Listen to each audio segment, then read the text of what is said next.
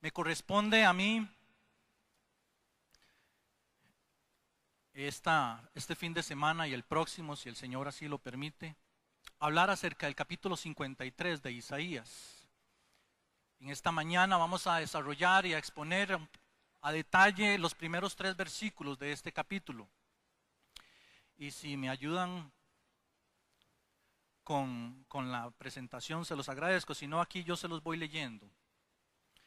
Isaías 53, versos 1 y 3. Hablo en la versión Palabra de Dios para Todos. ¿Quién realmente creyó lo que oímos? ¿Quién vio en ello el gran poder del Señor? Creció delante de Dios como un retoño, como una raíz en tierra seca. No había en él hermosura o majestad como para que nos fijáramos en él. No había en él nada atrayente como para que nos gustara. La gente lo despreció y hasta sus amigos lo abandonaron. Era un hombre lleno de dolores y conocedor del sufrimiento. Y como alguien a quien otros evitan, lo despreciamos y no pensamos que fuera alguien importante. Acá Isaías está teniendo la visión de cuando se iba a manifestar el Mesías prometido. En este momento faltaban 700 años para que se cumpliese esa palabra. Si leemos con detenimiento el capítulo 6 de Isaías, donde dice que en el año en que murió el rey Usías vi yo al Señor, y ahí se determina que ahí empieza el ministerio de Isaías, aproximadamente en el año 740 antes de Cristo. 7 siglos antes, Isaías tiene la visión de la manifestación del Mesías. Y si leemos con detenimiento los evangelios, podemos constatar con qué fidelidad se cumple la palabra que el Señor le da al profeta. Desde la forma en que el Mesías viene al mundo y cómo vive su vida, podemos ver y comprender el plan maravilloso de salvación que Dios estaba por cumplir en la vida de nuestro Señor Jesús. Y con base en esta palabra, es mi propósito desarrollar 4 aspectos. El primero de ellos es cómo vio el profeta la manifestación del Mesías. El segundo, por qué Dios envió a su Hijo en las condiciones descritas en el texto.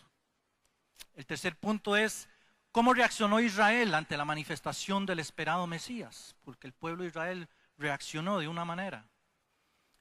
Y por último, y el cuarto punto es qué repercusiones o qué aplicaciones tiene esta manifestación del Mesías para nuestras vidas el día de hoy. Veamos el primer punto. ¿Cómo vio el profeta la manifestación del Mesías?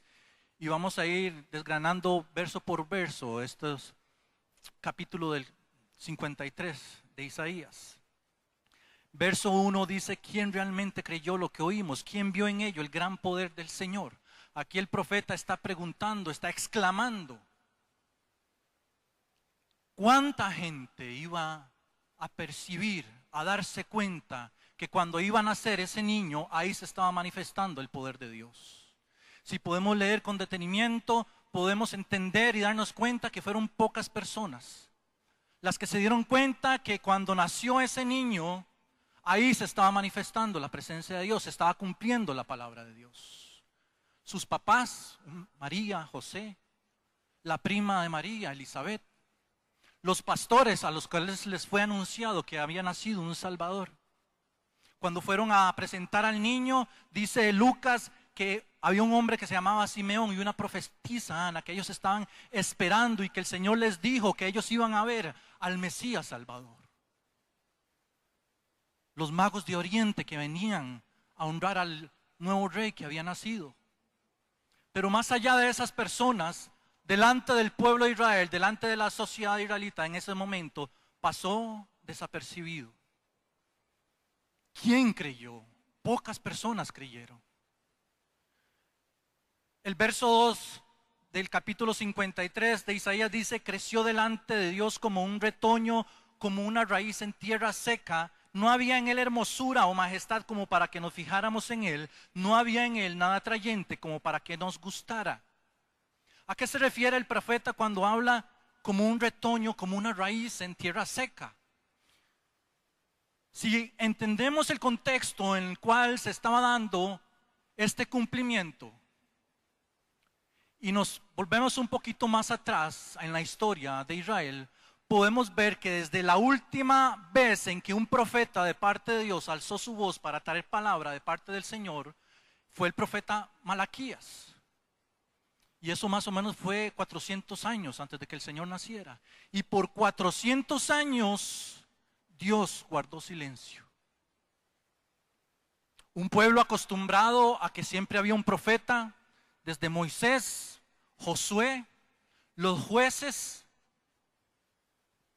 Samuel, sus reyes, un rey David. Siempre había un profeta, siempre había alguien designado por Dios para traer palabra de parte de él para su pueblo, pero por 400 años hubo un silencio. Y sobre ese silencio, tras de eso, reino tras reino, venían y conquistaban la ciudad de Israel, la ciudad de Jerusalén. Y en ese momento estaban bajo el dominio del imperio romano, un imperio cruel, pagano, idólatra. Una aridez, una muerte espiritual desolaba en ese momento el pueblo de Israel. Y en medio de esa aridez, en medio de esa sequedad, en medio de esa muerte que el pueblo de Israel estaba experimentando, ahí como un retoño, como una pequeña raíz que mostraba vida, ahí se estaba manifestando el poder y la gloria de Dios cuando nació ese niño. En medio de un lugar donde se cuidaban animales. Y usted puede imaginarse cómo olía ese lugar. Ese niño creció en un ambiente de gente humilde, de gente sencilla. Se desarrolló en un ámbito social lejos del poder político, del poder religioso, lejos de las autoridades. Nadie lo reconocía. Nadie reconocía a su familia, solo los que vivían alrededor conocían a José y a María. Ninguna majestad, ninguna gloria que el pueblo de Israel esperaba de la manifestación de su Mesías se podía ver, se podía palpar, se podía entender de lo que estaba viviendo Jesús en ese momento. Hombre sencillo, común, corriente, normal al resto. Hasta ese momento. Dice el verso 3, la primera parte, continuando con la descripción de cómo vio la manifestación del Mesías, el profeta. Dice así: la gente lo despreció y hasta sus amigos lo abandonaron. Era un hombre lleno de dolores y conocedor del sufrimiento. El Señor vivió dentro del sufrimiento del pueblo de Israel. Un pueblo acostumbrado a que el mismo Dios de los cielos tuviera un trato directo con ellos, ahora estaba sobre el dominio de gente que no temía a Dios, que tenía otros dioses. El dolor, el sufrimiento de la gente oprimida por el diablo. Él mismo experimentó ese dolor. Muchas veces lo trataron de apedrear, muchas veces lo trataron de lanzar desde un precipicio. Cuando estaba en la cruz, él fue menospreciado y fue odiado por su pueblo, crucificado entre dos ladrones, condenado como si fuera un malhechor, despreciado. El Hijo de Dios despreciado por su pueblo. Hombre de dolor, experimentado en quebrantos, dice la Reina Valera. Cuarto punto de la forma en cómo Isaías ve la manifestación del Señor Jesús es que no vieron en él nada importante. Y como alguien a quien otros evitan, dice el verso 3, la segunda parte, lo despreciamos y no pensamos que fuera alguien importante. Para las autoridades religiosas, políticas, para los líderes del pueblo de Israel, ese hombre no era nadie importante. ¿De dónde había salido? ¿De dónde había salido? De Galilea puede salir algo bueno, habían dicho. Lo vieron como el hijo de un carpintero. Lo vieron como un hijo de fornicación. En algún momento le dijeron: tú eres hijo de fornicación, le dijeron al Señor. E inclusive lo trataron como si estuviera endemoniado porque se decía hijo de Dios. E incluso creyeron que era un revoltoso más de los que tanto se levantaban para tratar de pelear en contra del pueblo romano, del imperio romano. Lo leemos en Hechos 5. Cuando Gamaliel está reunido con el consejo, los líderes y las autoridades espirituales de Israel relatan la palabra porque están preocupados por el movimiento de los apóstoles y lo que están predicando, y Gamaliel les dice, tal vez puede ser como uno de estos movimientos que tuvimos anteriormente, y menciona un Teudas, menciona un Judas Galileo, que se levantaron y gente les siguió, causaron revoluciones, pero estos hombres murieron y el movimiento pasó y en nada quedó. Tal vez este Jesús sea igual. Pero sabemos hoy día que ese movimiento sigue más vivo que nunca 2000 años después. Dios pudo haber enviado a su Hijo una nube lleno de gloria y majestad y ser reconocidos por todos, pero no lo hizo así. No lo hizo de esa forma. ¿Por qué? Si nos ponemos a analizar, yo creo que nos es difícil comprender por qué Dios el Padre había determinado enviar a su Hijo unigénito de la forma en que lo envió. ¿Por qué Dios envió a su Hijo en las condiciones que menciona el profeta? Ya, qué dicha, gracias a Dios. Apenas.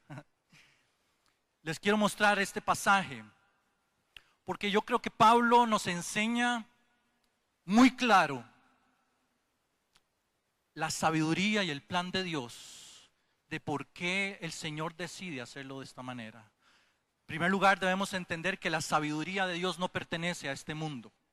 Isaías 55, versos 8 y 9 dice que la sabiduría de Dios es más alta y sus caminos son más altos que los nuestros. Como los cielos son más altos que la tierra, nunca vamos a entender la sabiduría y los planes eternos del Señor.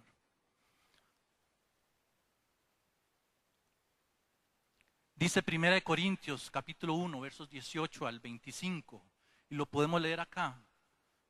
El mensaje de la cruz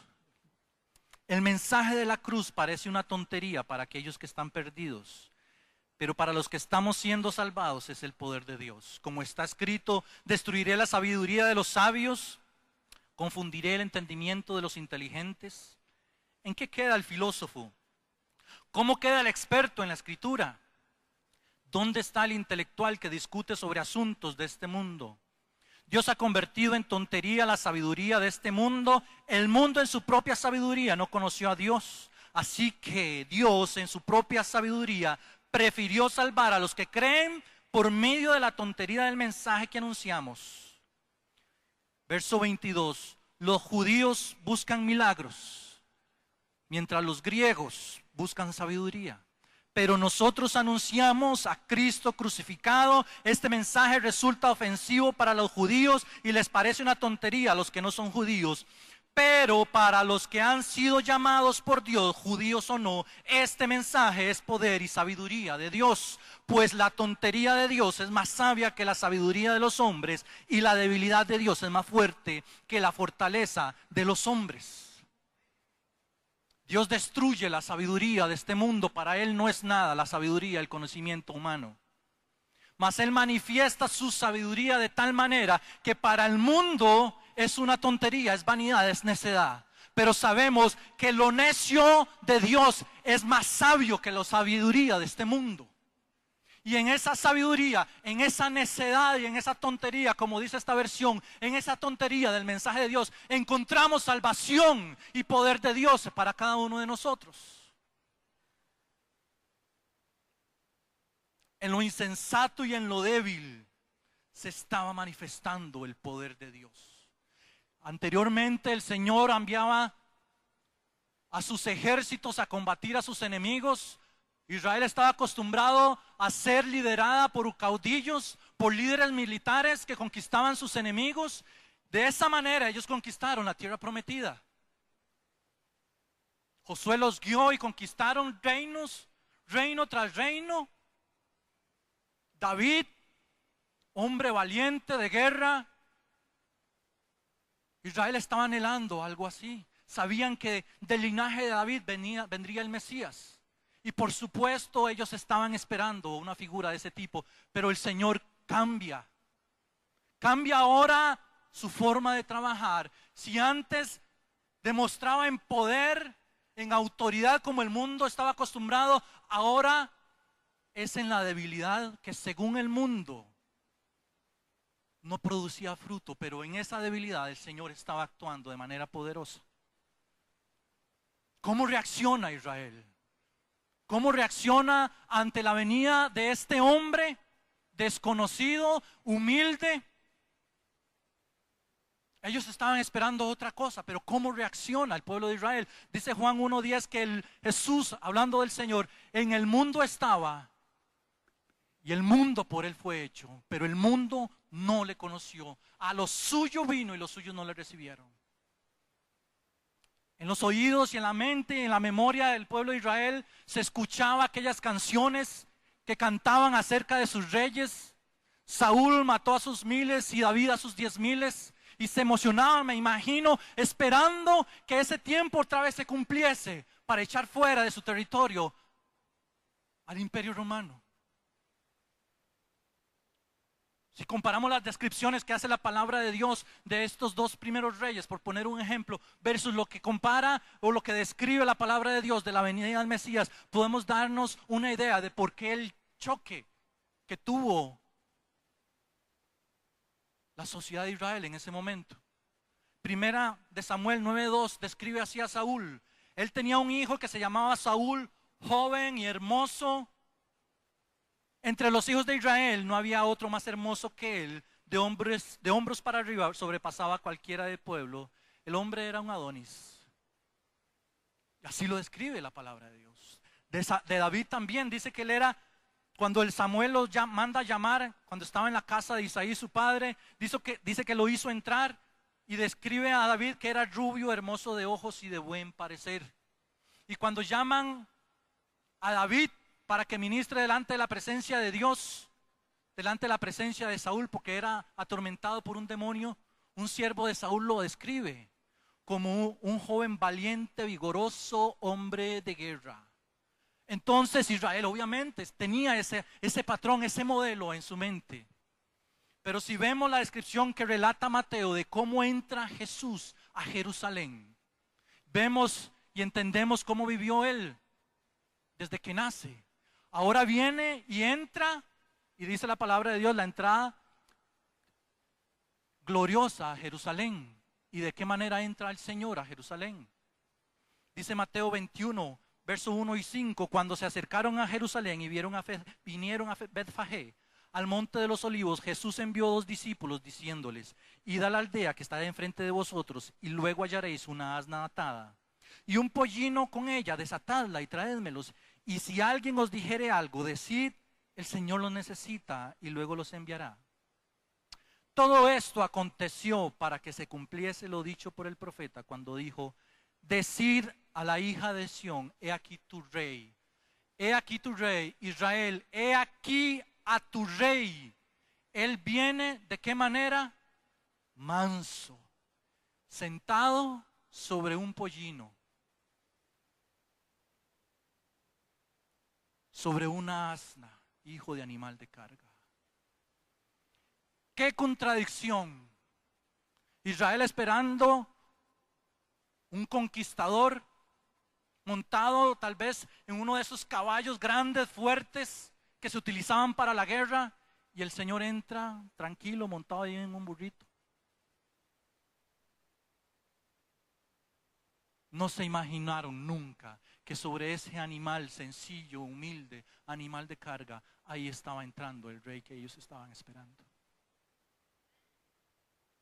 Nunca se imaginaron, para ellos era inconcebible que ahí estaba el Mesías prometido. Jesús, consciente de lo que estaba viviendo y él sabía lo que iba a pasar, expresa en Lucas 19, verso 42, si solo supieras hoy lo que te trae paz, hablándole a Israel, pero no puedes saberlo porque está oculto para ti, para el pueblo de Israel estaba oculto, que sobre la persona de Jesús estaba manifestando la promesa del Mesías. No reconociste la hora en que Dios vino a salvarte. En otra versión dice, no conociste el tiempo de tu visitación. Ahora vemos Después de entender esto, después de leer y examinar detalladamente, o por lo menos un poquito por encima, cómo fue la manifestación del Hijo de Dios, del Mesías prometido, salta ahora la pregunta: ¿y eso qué conmigo? Muchas veces yo he escuchado esta historia, he oído otras predicaciones de cómo se manifestó el Señor, la vida que tuvo, cómo anduvo aquí en la tierra, la humildad que Él tuvo en su vida, en su familia. Pero ¿eso qué me enseña a mí? ¿Qué repercusiones, qué cosas podemos aprender? La vida de Jesús siempre, siempre, siempre nos va a dar algo para aprender. Yo solo quiero mencionar tres cosas. Yo solo quiero mencionar tres cosas. Y quiero que aquí, si hasta el momento estaba medio dormido, se despierte. En nombre de Jesús. Tres cosas quiero mencionarles para que podamos dedicar nuestro corazón a esto. En primer lugar, podemos aprender obediencia. Primera de Juan 2:6 dice: el que dice que permanece en Él debe andar como Él anduvo. Hablando de Jesús.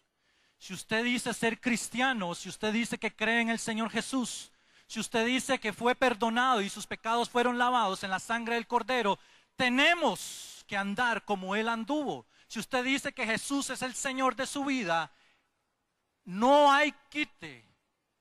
Tenemos que andar como Él anduvo, porque si no lo hacemos, nada somos y nos estamos engañando a nosotros mismos. Obediencia. Filipenses 2:8 dice: Cristo Jesús se hizo obediente y hasta la muerte. Y esta muerte no era cualquier muerte, era muerte de cruz. Podemos ver la lucha que en ese momento, en aquella noche terrible, cuando Jesús estaba orando antes de que fuese aprehendido y le decía: Padre, si fuese posible, pasa de mí esta copa. Porque Él sabía lo que se le venía. No solo el tormento, la tortura de lo que físicamente Él iba a afrontar,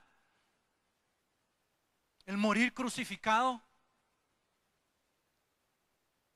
el estar separado de su Padre, el Hijo separado del Padre a causa del pecado del mundo.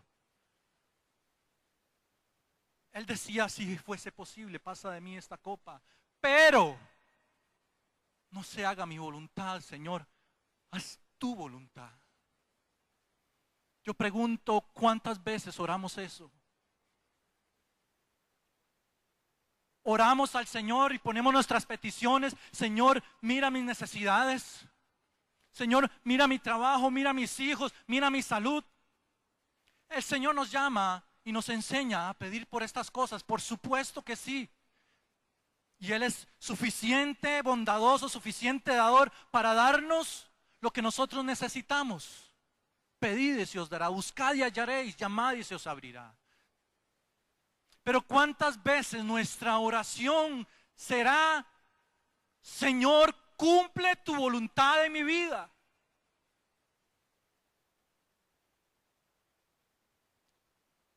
El enfoque de esta predicación: ¿qué podemos aprender de la vida del Mesías? El Señor dijo: aquí yo he venido para cumplir la voluntad de mi Padre. ¿Cuántos estamos cumpliendo la voluntad del Padre? Usted se pregunta: Señor, ¿estoy cumpliendo tu voluntad? Con mis actitudes, en mi trabajo, con mi familia, con mis hijos, con mi esposo, con mi esposa. ¿Estoy cumpliendo tu voluntad? Es que la voluntad de Dios no se trata de venir aquí, congregarnos y levantar las manos y gozarnos, o estar acá en el altar. Todo eso es bendición y el Señor nos manda a congregarnos y a ser edificados como iglesia, como familia. Pero la voluntad de Dios para cada uno de nosotros se cumple allá afuera. Allá afuera, en su trabajo, en su casa. Usted está cumpliendo, estamos cumpliendo la voluntad de Dios. Somos obedientes a lo que el Señor nos demanda, nos pide como hijos suyos. Hebreos 5:8 dice que Cristo en lo que padeció aprendió obediencia. En 1 Samuel 15:22, cuando Samuel confronta a Saúl, él le dice: se complace Dios más en la obediencia que en los sacrificios, porque la desobediencia y la rebelión son como el pecado de idolatría y de adivinación. ¿Cuánta obediencia tenemos en nuestro corazón para con nuestro Señor? Obediencia para Dios y su palabra. Obediencia hacia nuestros padres, a los hijos que me escuchan acá y que todavía viven con sus papás. Honra a padre y madre para que te vaya bien en la vida. Primer mandamiento con promesa. Hacia nuestras autoridades espirituales, Hebreos 13:17 dice que obedezcamos a nuestros pastores, porque ellos velan por nuestra salvación. A las autoridades humanas inclusive, porque las autoridades fueron puestas de parte de Dios. Es que nuestra obediencia se refleja no solo frente al Señor, sino frente a nuestras autoridades espirituales, frente a las autoridades del mundo. Segundo aspecto que podemos aprender de la vida de nuestro Señor Jesús: entrega y sacrificio. Entrega y servicio, perdón. Una vez estaban los discípulos discutiendo entre ellos quién era el más grande. Y el Señor les dice: mas entre vosotros, dice, no será así, porque Él les dice que entre las naciones los gobernantes se enseñorean de ellos, pero entre nosotros, entre el pueblo de Dios, esto no será así. El que quiera hacerse grande entre vosotros será vuestro servidor, y el que quiera ser el primero entre vosotros será vuestro siervo, como el Hijo del Hombre no vino para ser servido, sino para servir y para dar su vida en rescate por muchos. Jesús vino para servir, para entregar su vida. El modelo del mundo es el modelo aquel que la gente busca de ser reconocido, de que le den fama, reconocimiento, de estar por encima de los demás, de tener autoridad y enseñorearme del resto de la gente. Ese es el modelo que tiene el mundo. Si leemos Isaías 14, cuando relata cómo fue la caída de Lucifer, podemos entender por qué el mundo se comporta de esa manera. Lucifer en un momento dijo: seré semejante al Altísimo, subiré al monte de Dios y seré igual a Él. El Señor Jesús dice que siendo igual al Señor, igual al Altísimo, se humilla siendo como usted y como yo. La contraposición de los dos modelos.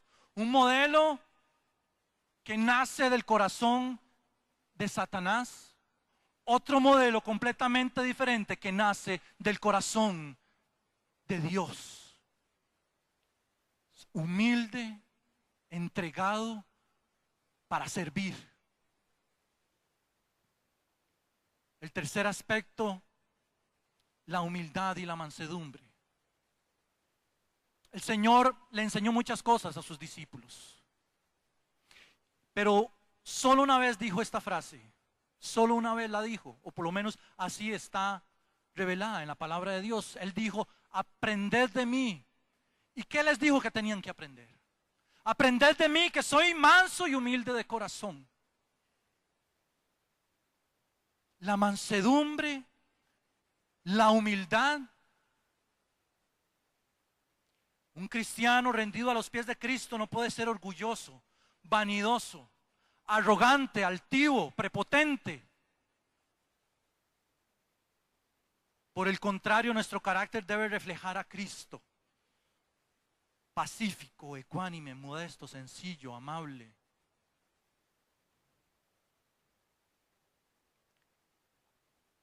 Veamos lo que dice Pablo en Colosenses 3, de cómo debe ser un carácter de un hijo de Dios. Colosenses 3:12, y acá lo pueden leer. Vestidos pues como escogidos de Dios, santos y amados de entrañable misericordia. ¿De qué manera?